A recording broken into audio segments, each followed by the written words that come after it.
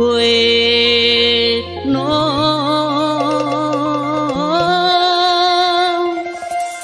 ขอซ้ำเศร้าที่ได้บ่เนาะนะตอนหัวค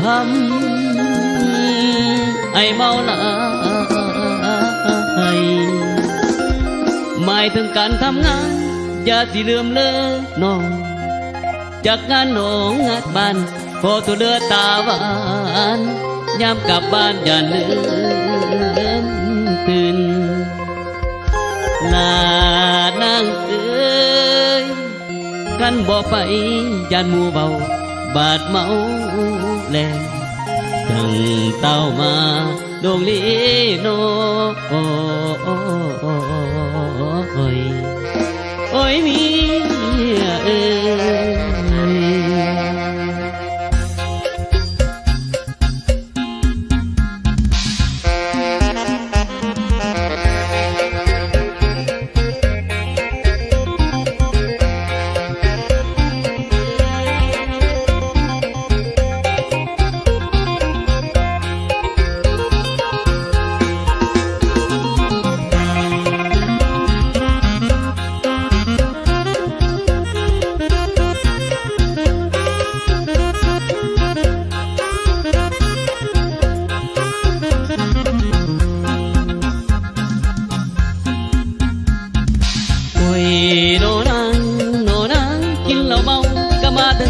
ว่าสิไปแค่งานที่ยังข้างบ้านก่อน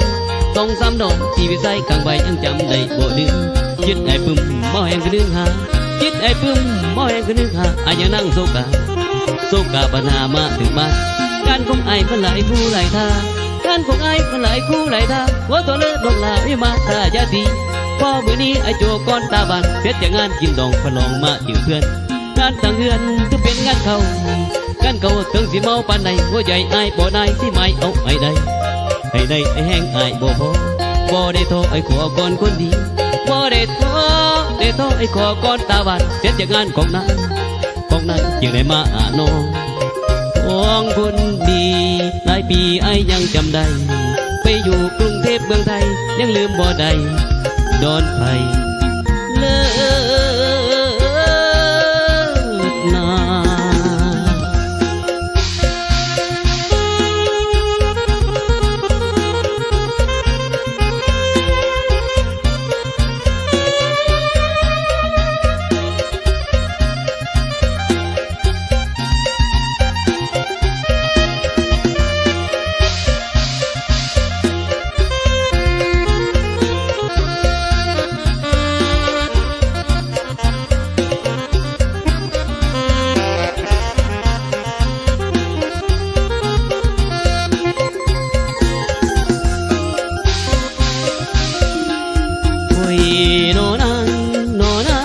สับเต้าได้บ่อน้อุ่น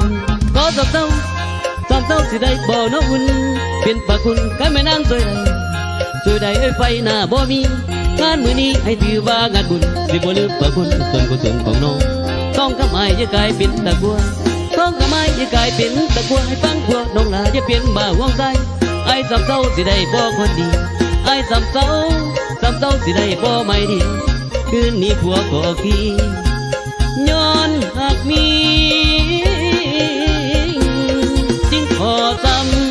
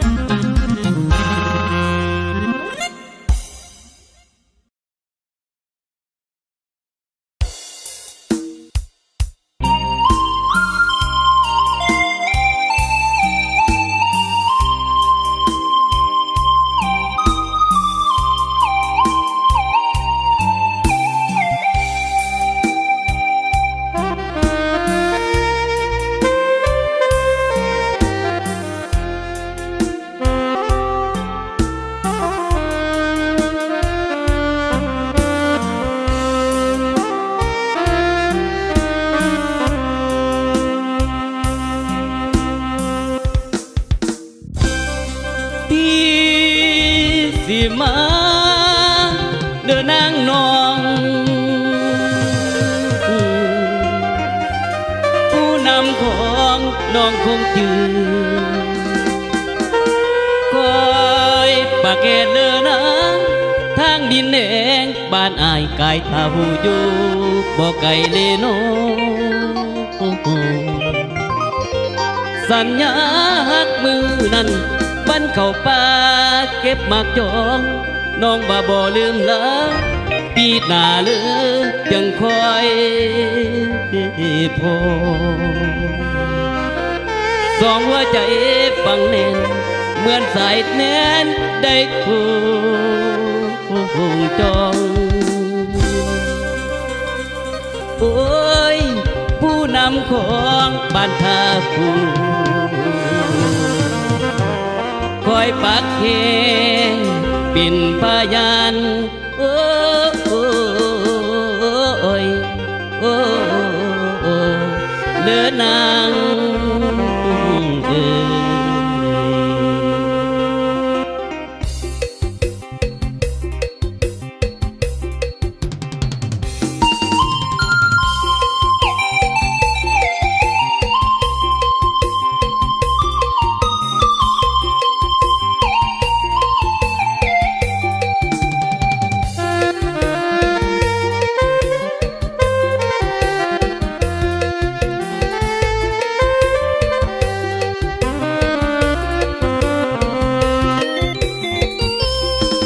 คิดโหดตลอดเวลาคนที่เคยสัญญาว่าสิบ่ลืมกัน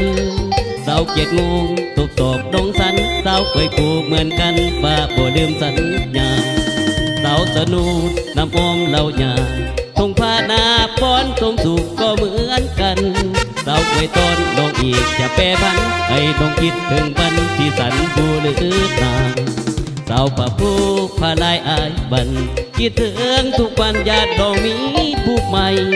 เส้นทางหักของอายมันยาวไกลสาวเจ้าอย่าลืมได้วันที่เฮาสัญญายืนคอยท่าเก่าปักขาพลงามผมมาลือนาตรงจงเย็นใจบักอายเด้อเลยน้องผู้งามตามหักตามมาคนยิงสาวสมิงแก่แดดสงสัยก็เหมือนกันแกงนางคนพูดน้องหินตามหาคนหักจริงหญิงที่เคยสัญญากันปีหน้าก็ขึ้นมามองเก่าผู้นำของคอยปากเหตุกินเขายังคอยเจ้านั่งเฮียงป่าห้องเพียงกันไปยังสัญญาปีหน้าขึ้นมาตาที่สิมายืนคอยน้อง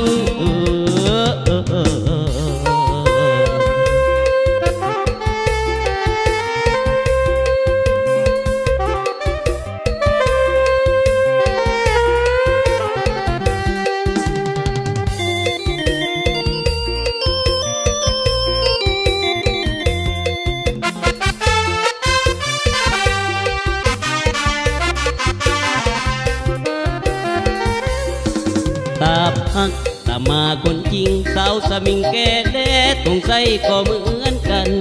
แกงนางคนพูดน้องหินตามหาคนหักจริงหญิงที่เคยสัญญา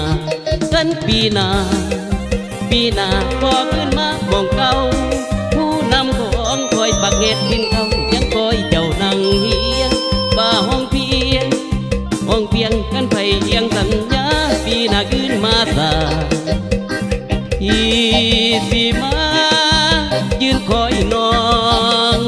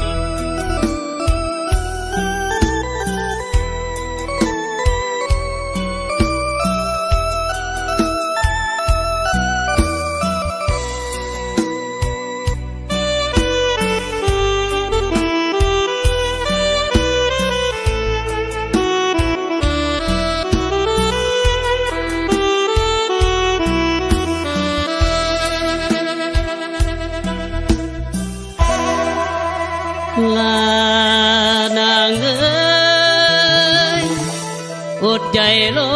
ดค่าอายน้องให้มันก่อนเลิกคนดีปีนี้ราคามันเกือบ4,000แล้วเลยน้องเรื่องงานน้องไอ้ขอไว้เอามันเขียวจำไว้ก่อน3 เมษาได้บ่น้องพอสิสูได้บ่นางน้องลีโนคนงามเอ้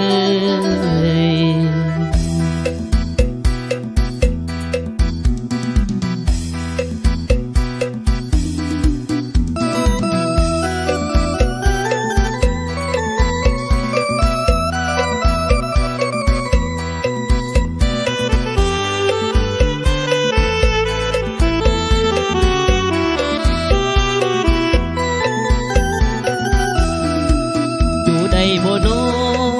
ขายมันแล้วก็สิไปแน่นอนคนดีอย่าเป่าเปลี่ยนไปไอ้หาเงินก่อนคำงอนเจ้าอย่าโน้ใจเงินพอเมื่อไรขายเมื่อไรสิไปแต่งงานราคาปีนี้บ่ดีเหมือนเก่าจะนักซอกเขาก็เคลื่อนเหมือนราคามันนกมีใหม่เปลี่ยนใจจากหนุ่มขายมันไปหักไอ้หนุ่มลานมันความสัมพันธ์นั้นยังอยู่บ่ขายมันใดสิไปขอนะไปมันไปแดงหาเงินใดสิไปขอนะไปมันไปแดงกาดองแพงบุตรีดอกน้องสองเกียมจงน้องอย่าโทรเตรียมตาละใจในก็หมายอย่าเปลี่ยนไปได้เรื่องอย่าได้เครื่องว่ายันข้ากระเบาเสียวเท่าเอาแกไปขอน้องเทวันนั้นแน่นอนเงินก่อนได้บอกคนดีหักน้องอีหลีไอ้นี่บ่มีเปลี่ยนแปลงไอ้หนุ่มขายมันบางวันจนหัวใจแห้งเหมือนมีของแทงไอ้ลืมหมดลดลงกลางใจ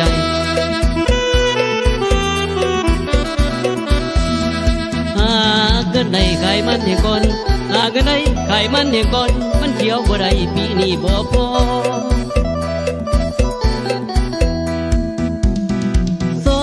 หัวใจเอาให้มันคงจะได้ขึ้นลงมองเองเงินราคามันให้หนุ่มสวนมันกับหนุ่มล้านมันจะได้ไปต่ออย่าหลอกเพื่อให้ไอ้หลอกไอ้นี่ขอรอฟังทุกคำไอ้นี่ขอรอฟังทุกคำไอ้รอฟังคำนางบอกไอ้รอฟังคำนางบอกรักสองเขายังเหมือนเดิมหรือบ่ปีหน้าขอยังแต่งงานได้บ่ได้บ่ได้บ่ได้บ่ได้บ่ได้บ่ได้บ่ปีนี้แต่งบ่ทันสิเอามันเกี่ยวจำนางไว้ก่อน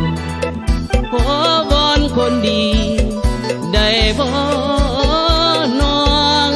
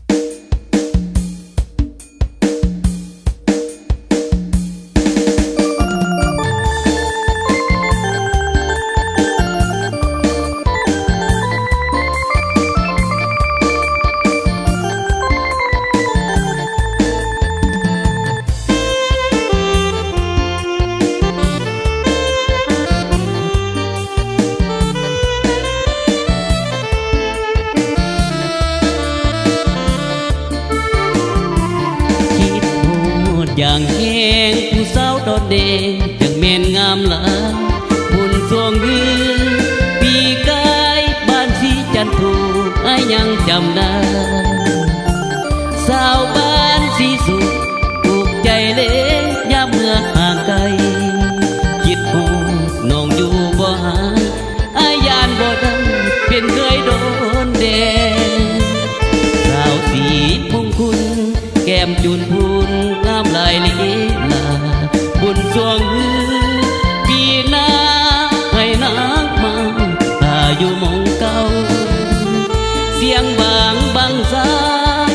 และเลยลืมยิน ของเก่าจากไปอายคิดฮอดเจ้าคำนางเบาอายยังบ่ลืมสาวสีหัวดอนบางงอดน้องงามสง่าเอาคงคำงามตาเหมือนนางฟ้าลงมาเดินดินไปเห็นก็สมจากดมน้อมหอมแก้มสุพินอยู่เพียงจันทร์อายยังได้กินดินขาวขาวสาวงามนอนแดงคิดโหดเจ้าแหงย้ำคำแรงอายใจจะขาดคิดโหดเด็กเก็บหาดธรรมศาสตร์ก็งามหลายสีส่วงเมื่อปีกายนัดกันไว้อย่าลืมคนดีศาสนาหากบุญอายมีคงสิได้เป็นเคยบ้านโนนเด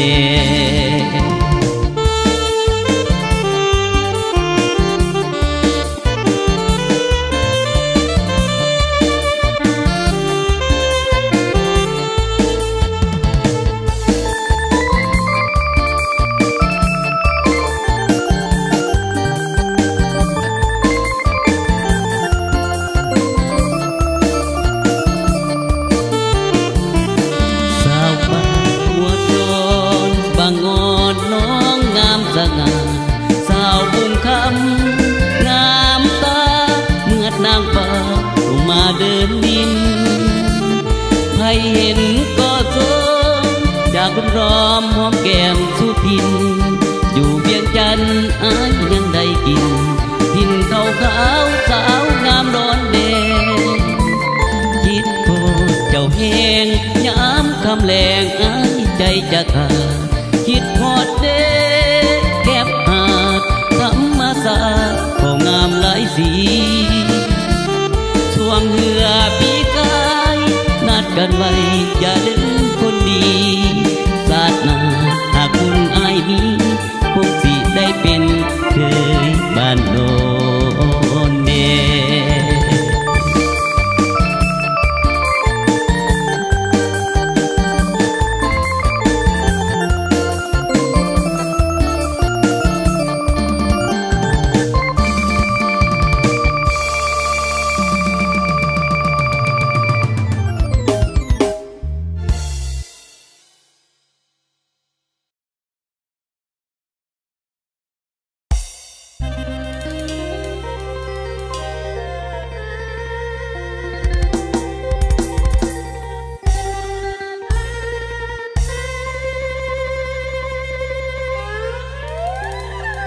ลืมแล้วบ่บ้านนั้นโอ้โอ้ความสัมพันธ์จึงเริ่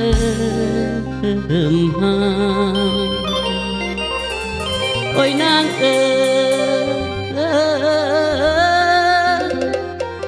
ยินแต่เสียงเขาลือบ้านางหนีจากอายไปมีสู่อยู่ต่างแดนโบโนสัญญาหักจอสายเริ่มก่อพัดนางหายสงสารเล็กหัวใจหนุ่มนาได้นอนกุม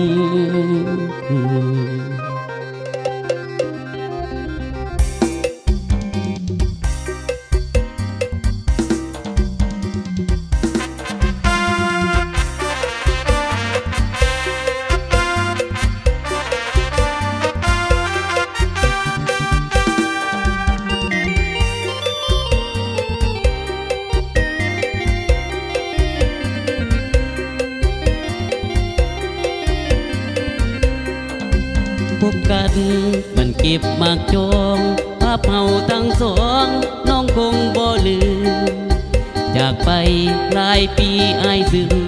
คิดถึงบ่ลืมวันที่เฮาพบกันเสื้อแดงหมวกดำน้องใส่เกือบผ้าไปนุ่งสินไหมเก่าๆน้องบอกใส่หูให้เบาๆว่าอย่าลืมฮักเฮาให้บ้านคือ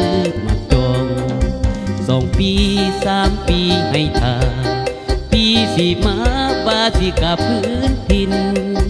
ปีก่อนว่าไปเที่ยวหัวหินติดโควิดนาทินจากจีนถือกักตัวตาบูปวดหัวตัวสั่น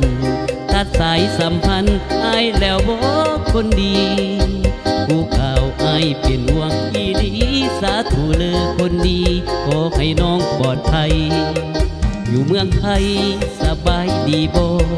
กินข้าวแซ่บบ่นอนหรือยังคนดี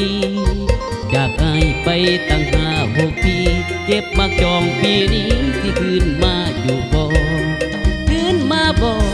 ใส่รถฟังข่าวสาวบ้านเหนือบ้านใต้ไกลกระซื่นแซวปล่อยตัวแล้วให้น้องสาวขึ้นสาป้ามักจองเลือนะหนุ่มนาสิคอยเจ้า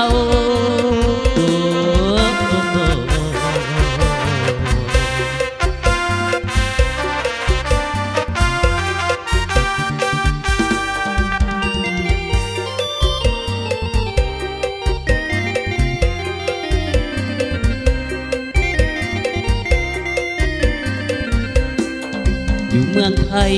สบายดีบ่กินข้าวแซ่บบ่นอนหรือยังคนดีจากไอ้ไปตั้ง5-6 ปีเก็บปักจองปีนี้ที่คืนมาอยู่บ่คืนมาบ่ใส่รถฟังข่าวสาวบ้านเหนือบ้านใต้ไกลกระซื่นแซวปล่อยตัวแล้วให้น้องสาวขึ้นสาป้ามาจองเลือนะหนุ่มนาสิคอยเจ้า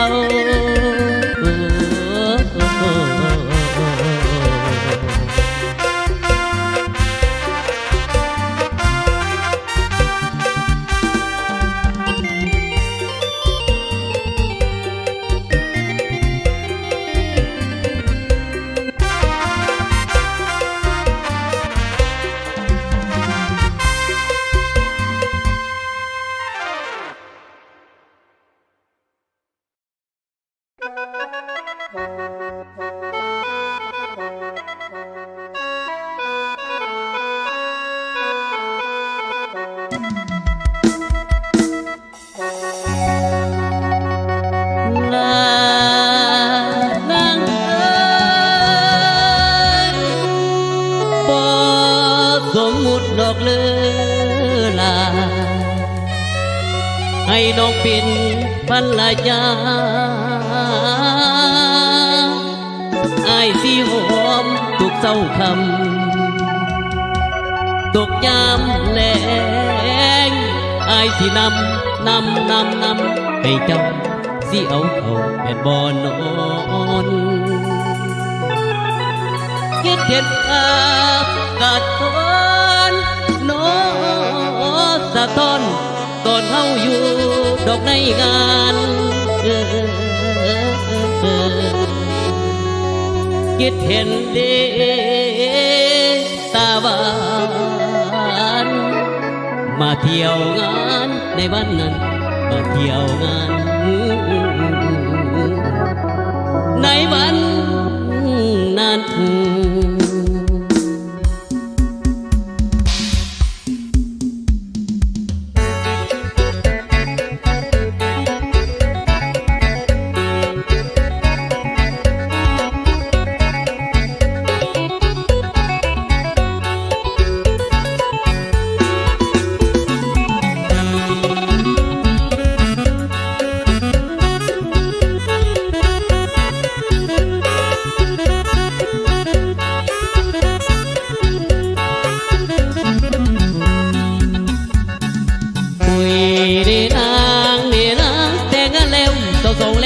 นางทำได้บ่แต่งานแล้วส่งเล่นสาบนางทำได้บ่เศร้าใจรู้คือเก่งเทลาไว้มาถ้าใส่ใจจะเป่าให้เรื่องเงินเหลือสาวจะเป่าให้เรื่องเงินเหลือสาวขอส่งเล่นสาบบ่ต้องทำยังน้อยใจกันลอยคือสายบ่อุ่นใจกันลอยคือสายบ่อุ่นแก้มจนปุ่นไว้ยังคุ้มยังตกอยากต้องไปเอาดองหัวกลางเป็นแม่ห้างหรือว่าเมียเขาเป็นแม่ห้างหรือว่าเมียเขายังเป็นสาวบ่นางยังแม่นงามเล่น้องใจใส่ต้องจะเอานางเนื้ออุ่นใจใส่ต้องจะเอานางเนื้ออุ่น ท่านบุญหลายได้เป็นผู้น้องที่หอมแก้มทุกคืนตื่นแต่เช้าเอาแต่ไก่ขันบกจนฮอด6 โมงแรงให้มากเพลงเล่น้องอยากลองก็ให้น้องแต่งอยากลองก็ให้น้องแต่งเจ้าหรือแรงไอ้ที่หอมคนดีอยากได้สาวแก้มปีดีอยากได้สาวแก้มปีดีแต่ได้คนดีไอ้บ่ขอนอกใจไปใส่เสียน้องเยียงข้างไปใส่เสียน้องเยียงข้างจะฮักแต่นางถ้าได้เป็นสามีเอาที่น้อง22 แรง6ตกลงได้บ่เอาที่น้อง22 แรง6ตกลงได้บ่บ่ต้องรอหรอกน้องดอกไอ้สองแก้มเบ่งบานบ่ต้องย้านเรื่องอื่นเลือกสาวบ่ต้องย้านเรื่องอื่นคอยนานก่อนหลังทำงานไอ้ที่หอมนางเจ้าไอ้ที่หอมทุกแรงเศร้า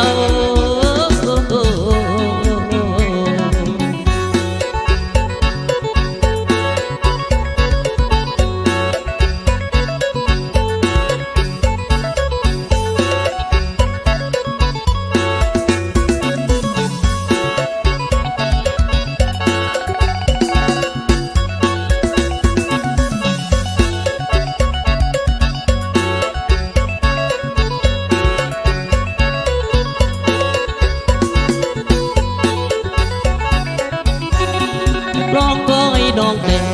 อยากลองก็ให้น้องแต่งตกยามแรงไอ้ที่หอมคนดีอยากได้สาวแก้มปีดีอยากได้สาวแก้มปีดีถ้าได้คนดีไอ้บ่ขอนอกใจไปใส่คอยน้องเยียงข้างไปใส่คอยน้องเยียงข้างจะฮักแต่นางถ้าได้เป็นสามีเอาที่น้อง22 แรง6ตกลงได้บ่เอาที่น้อง22 แรง6ตกลงได้บ่บ่ต้องรอหรอกน้องไอ้สองแก้มเพียงบานบ่ต้องย้านเรื่องอื่นเลือกสาวบ่ต้องย้าน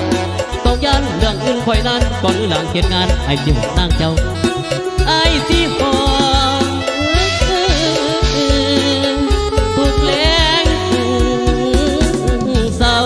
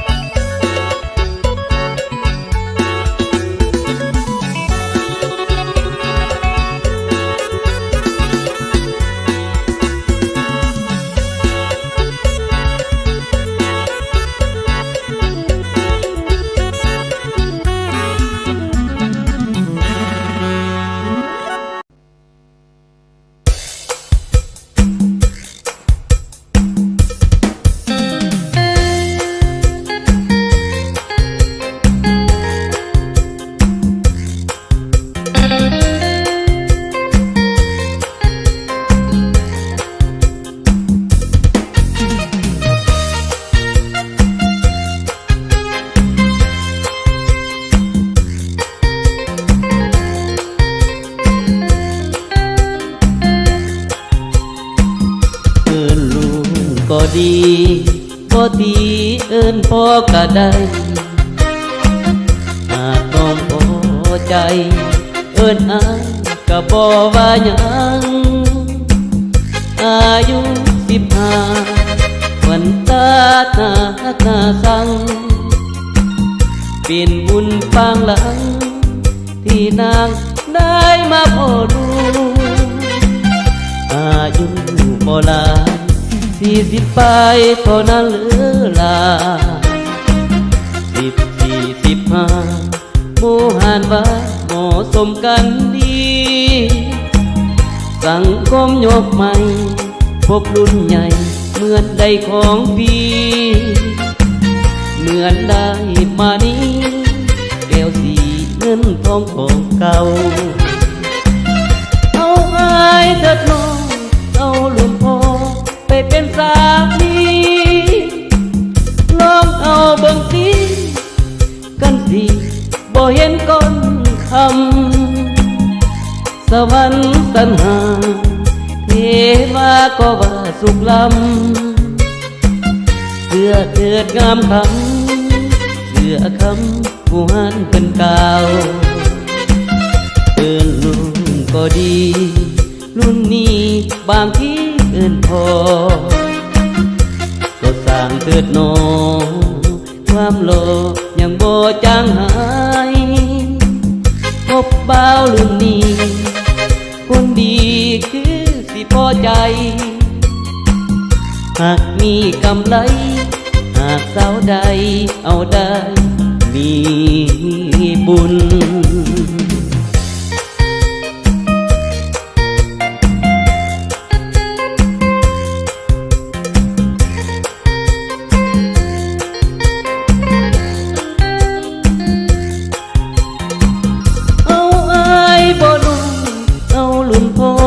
ไปเป็นสามี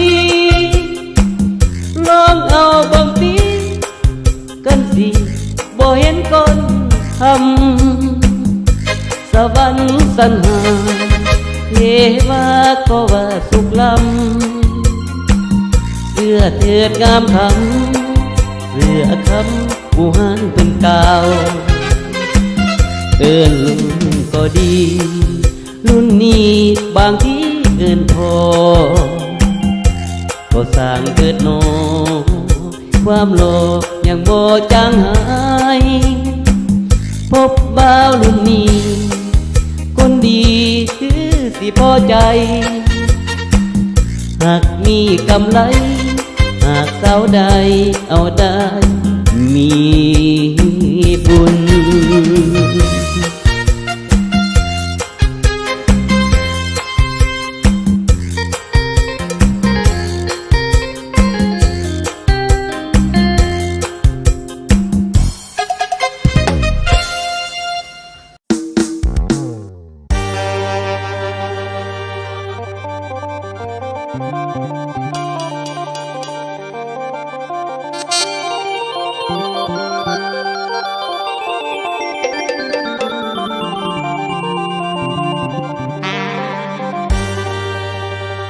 จุ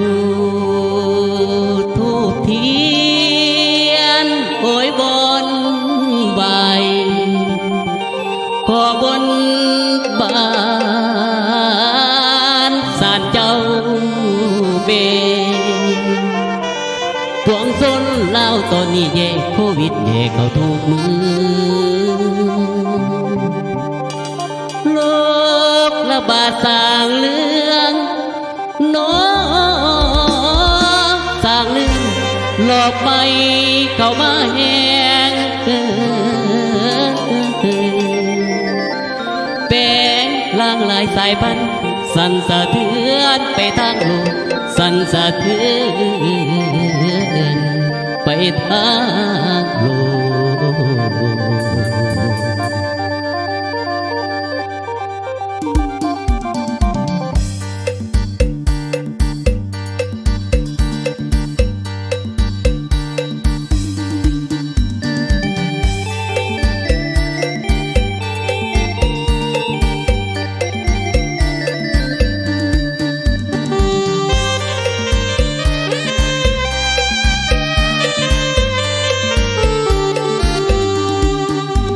10 นิ้วลูกขอวิงวอนผมกราบขอพรบอนเจ้าเวลักเมืองขอให้คนลาวเมืองอย่าได้มีอันเครื่องเรื่องหลายๆให้ดีขอพรบอนสิ่งศักดิ์สิทธิ์จงสวยดีละมิตรสถิตในเมืองลาวตอนนี้ลูกหลานบ้านเฮาเกิดวิกฤตจนเหงาเศร้ากันไปทางเมืองย้อนโลกโควิดระบาดยิ่งกว่าพิศาจขาดตะกอนอับปีความไว้ขยายพันธุ์ทุกทีเพิ่มทวีความบันสั่นสะเทือนทางเมือง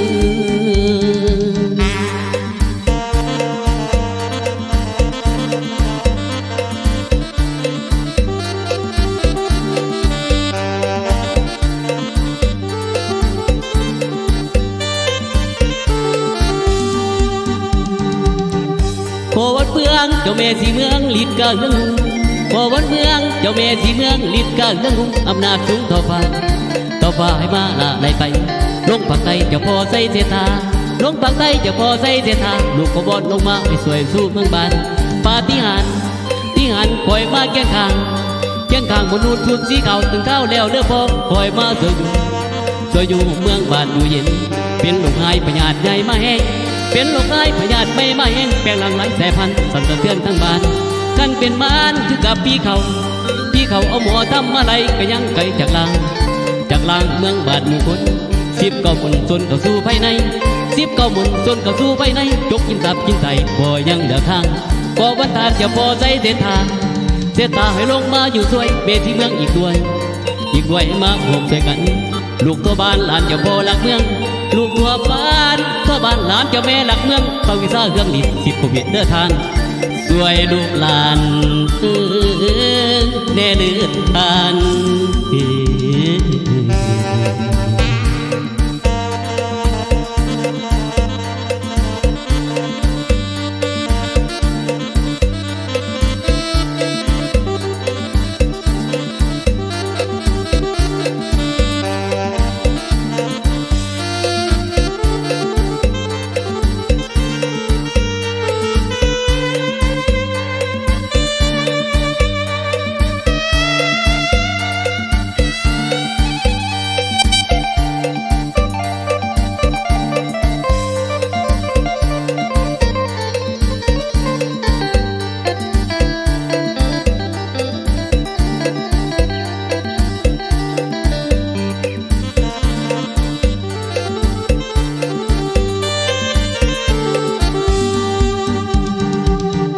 ปาฏิหาริย์คอยมาเคียงข้างบนนุ่นชุดสีขาวถึงเท้าแล้วเด้อพอคอยมาสวยตาเมืองบ้านอยู่เย็นเป็นลูกหายพญาติไม่มาแห้งเป็นลูกหายพญาติไม่มาแห้งแปลงหลังไหลแสพันสั่นสะเทือนทั้งบ้านกันเป็นมานกับพี่เขาเอาหมอทำอะไรก็ยังไกลจากลางเมืองบ้านหมู่คน10ก็หมุนส่วนกับสู่ไปไหนจกกินปุ้งกินไตบ่ยังเหลือทางก็ว่าตามจะบ่ใจเสียตาให้ลงมาปองซอยเบที่เมืองอีกด้วยให้มาห่วงช่วยกันลูกตัวบ้านหลานจะพ่อหลักเมืองลูกตัวบ้านหลานจะแม่หลักเมืองใส่วิชาเครื่องดิสิทธิ์ผู้ผิดเลือทานสวยลูกหลานแน่เดือด